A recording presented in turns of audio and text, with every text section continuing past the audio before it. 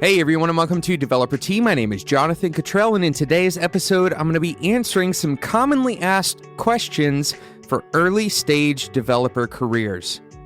Today's episode is brought to you by WooCommerce. That's our sponsor for the day.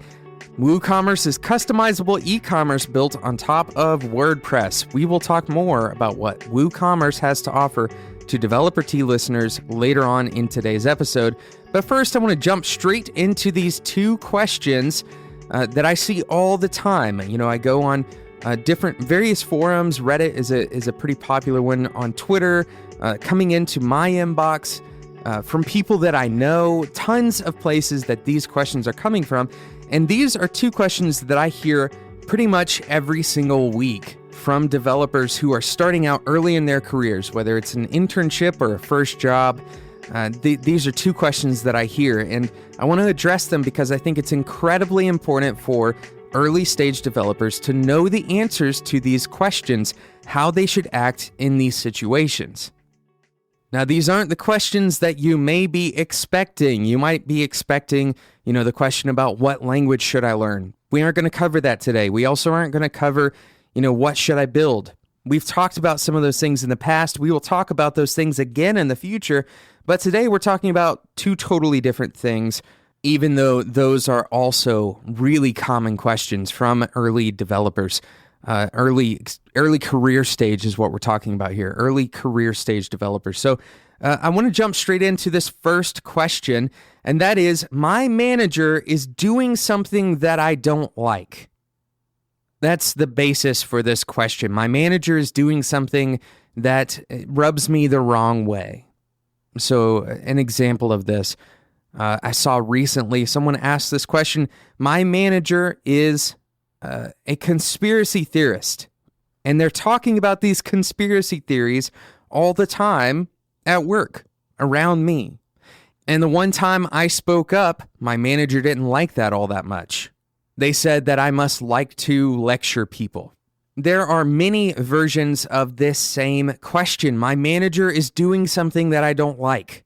Now, let me be very clear about this question. I'm not talking about situations where your manager is actively abusing you in some way, whether they're lying to their superiors about your performance or harassing you in some way. That's not the type of thing that we're talking about here. We're talking about incompatibilities between you and your manager. Maybe your manager sees everything as if it needs to be done very quickly, right? Or maybe your manager is unrealistic about how long it takes to do something. Or maybe you wish that your manager was more actively involved with you at your job. Maybe you want a little bit more guidance from them and they aren't offering it.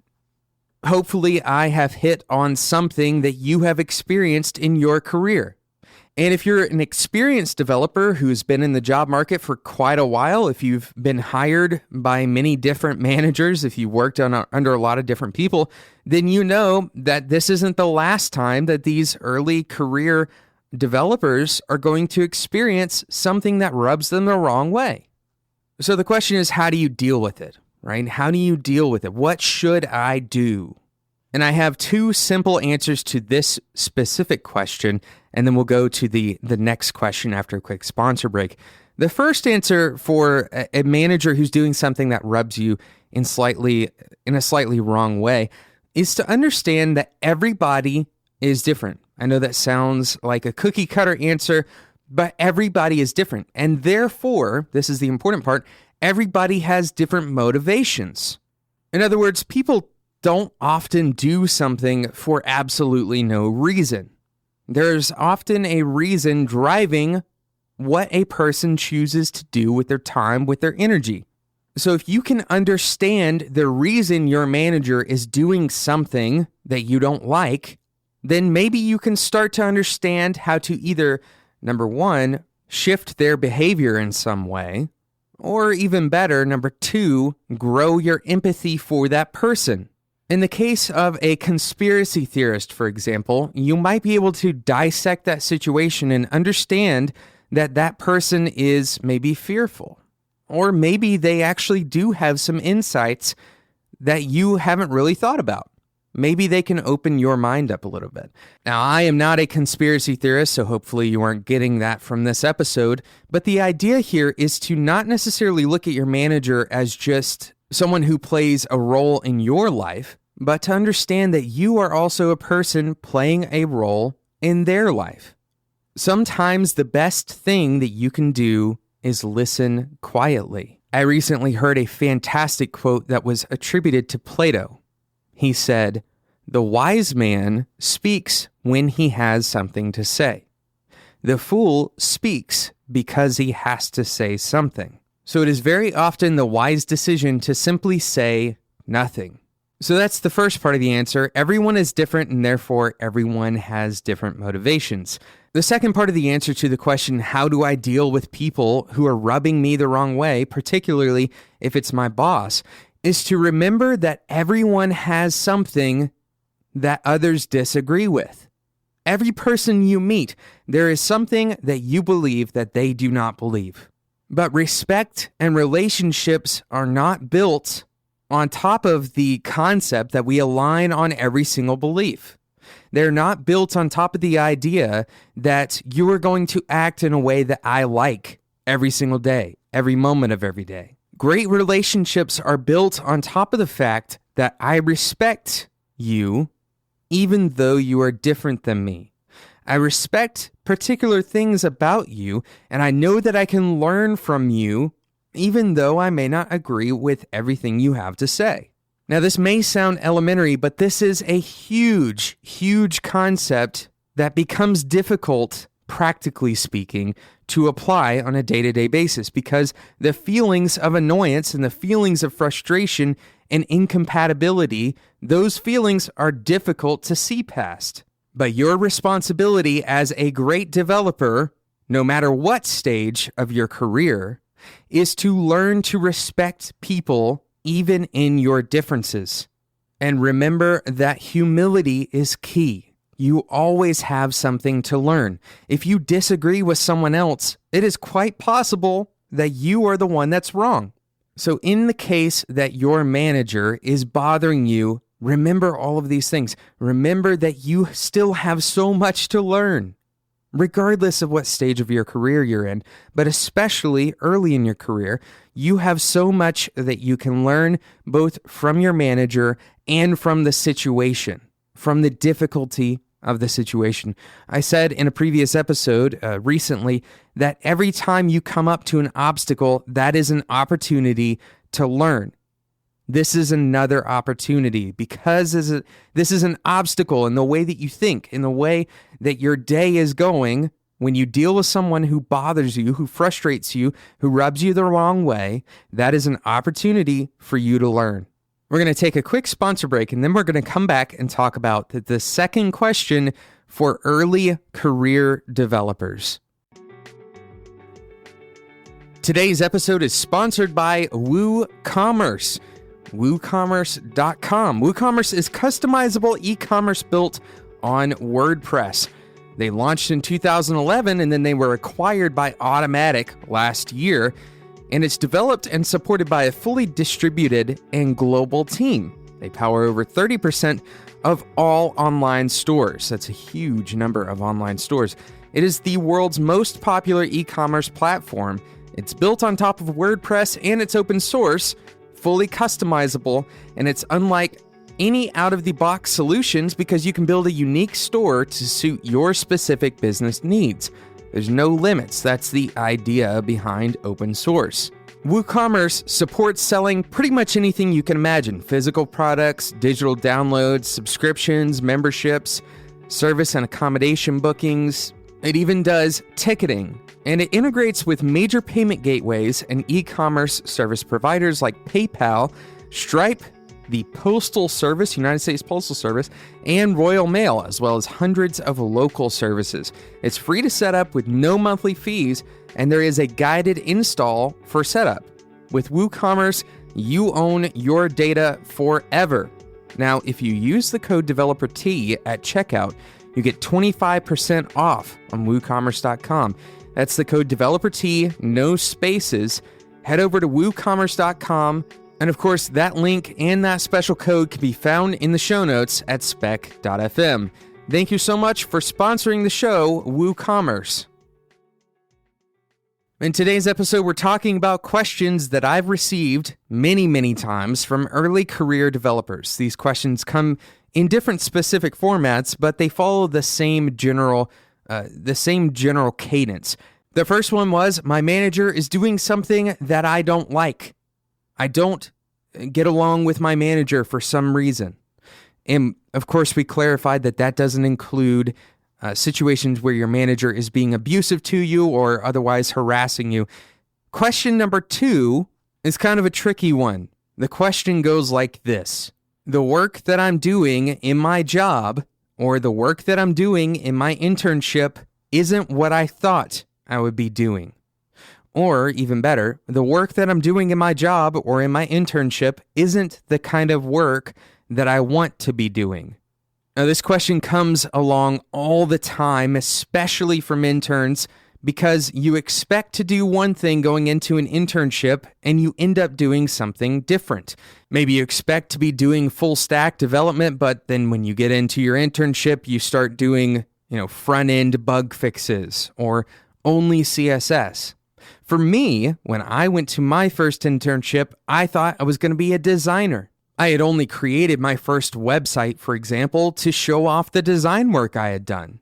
And I quickly learned from my internship coordinator that I was actually going to be a front-end developer intern. Now, I didn't know the difference between these two things. One sounded a lot like the other. I thought I was going to be working primarily with design. And back then, I thought that meant creating websites in Photoshop. That's what I thought I was going to be doing in my internship.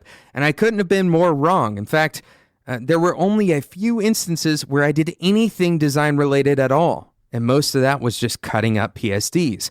That's how long ago my internship was. So I've got some general thoughts about this question. I don't have any specific typed out notes for this one, but I do have some general thoughts. So my first thought is that your job in the future is not going to be predictable. You're going to go into a job with a job title thinking that you're going to be doing one thing. And if your company that you're working for is sufficiently small, in other words, if you aren't working for a major corporation, one of the big tech corporations like Google or something like that, then your title as a developer means that you do a lot of different things with code. Now, there's going to be some people who disagree with this idea. If you go and work for a large company like Google, by the way, you may have a very specific project that takes a significant portion of your energy for the foreseeable future. And that's why I'm saying that there's a big difference between these larger tech giants that hire people for more specific jobs and the smaller companies like agency work, for example, that hire people for more general knowledge, right? At Whiteboard, we hire developers and you work on different stuff every single day. So when you are in your early stage of your career, if you're in an internship or if you are, just freshly hired for your first job, treat that position like you would any other job. In other words, you don't get hired to do what you want to do. You get hired because the employer has things for you to do. In other words, when you get hired, you are not setting the terms. You and your employer agree on certain terms, and then you begin working for your employer. Now, if your terms lay out very specifically, the exact technology that you're going to be working with, which is extremely uncommon, by the way, but if the terms lay that out, and they say that, if we change the technology that this person is using, then this contract is null and void, or something like that, which, again, this is very uncommon to see that kind of thing. Typically, you're going to see that in contract positions where a contractor is coming in and they have to be hired for a very specific type of work. But if you're at an internship or if you are a full-time employee, then one of your fundamental skills is flexibility. If you are inflexible, if you decide that you don't want to do whatever it is that your employer is asking you to do, then prepare to be fired. Now, that's a harsh reality, but if you go into an internship thinking that the internship is crafted only for you, then you're missing the point of the economics of a hiring decision. A company hires a person to be valuable to that company. Now, a company may invest in their employees, in their long-term career trajectory, and it certainly is not off limits for you to go and talk to your manager about the types of work that you want to do. In fact, I've had that happen at Whiteboard multiple times, and typically we are happy to work with those employees to help move them, shift them around into things that they enjoy doing. A happy employee is going to work much better than an unhappy employee. But in every single case where that worked out well for the worker and for us as the employer, in every single case, that worker proved that they would do the work necessary to be a good worker, regardless of what that work is. In other words, if you are an intern and someone asks you to take out the trash and you respond by saying that's not in your job description, then your career path is going to be a long and bumpy road. The best advice I can give you, especially if you are early in your career, but this goes for everyone. People who are late in their careers, they know this is true anyway. The best advice I can give you is to excel at whatever is in front of you to do. Be excellent at everything you put your hands to.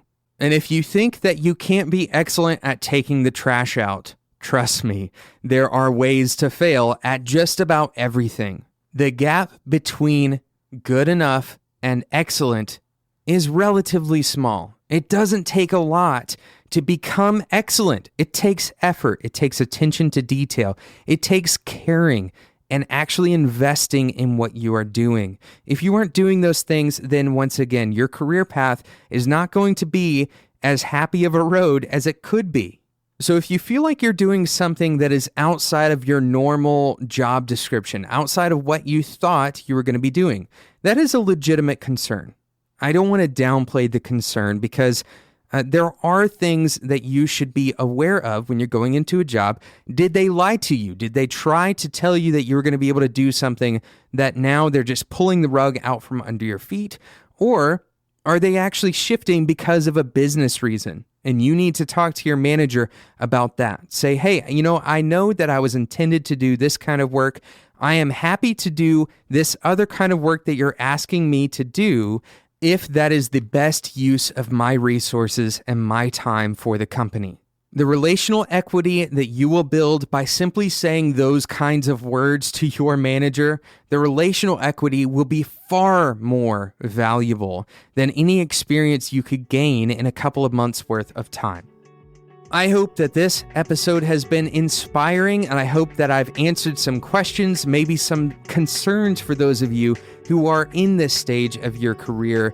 You are not alone in your questions, and if you want to ask me a specific question, please reach out to me directly. You can reach me at developert@gmail.com. You can also join me on the Spec Slack community by going to spec.fm/Slack. That is free to everyone who listens to a Spec show, and all of the Spec hosts are actually in that Slack community. So go and check it out, spec.fm/Slack.